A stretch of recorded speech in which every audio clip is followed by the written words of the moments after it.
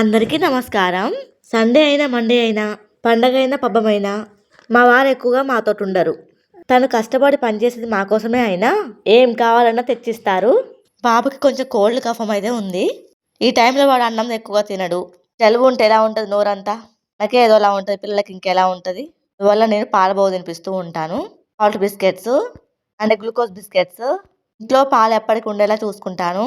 Fruits కూడా ఉండేలా చూసుకుంటాను. పాప స్కూల్కి వెళ్తే బాబు నేనే ఇక. ఖాళీ అంటే అసలు ఉండదు. పిల్లలతో చాలా బిజీగా ఉంటాం కదా. బాటిల్లో పాలు పోసిస్తూ ఉంటాను వాడికి. బాగుంటుందేమో 2 టైమ్స్ తాగుతాడు. కొంచెం అప్సెట్ అయితే 3 టైమ్స్ తాపిస్తాను. వాడి నిద్ర సరిగ్గా పోలే, నన్ను పోనీయలేదు. వాడు తిని తాపించాక నేను కొద్దిగా స్నాక్స్ అండ్ టీ తాగుతున్నా. ఇవన్నీ మా వారి వల్లే అని చెప్పాలి. ఎందుకంటే ఇంట్లో అన్నీ ఏం లేకపోయినా కూడా కాల్ ఆర్ మెసేజ్ చేస్తూ ఉంటాను నేను తనకి. నేను లేదు కాదు అనకుండా తీసుకొచ్చి ఇస్తాడు కాబట్టి వాళ్ళకి ఎలా ఉన్నా కూడా ఈ విషయంలో తగ్గేదేలే. ఇది అదృష్టం అనాలి కదా. ప్లీజ్ లైక్ అబ్బా.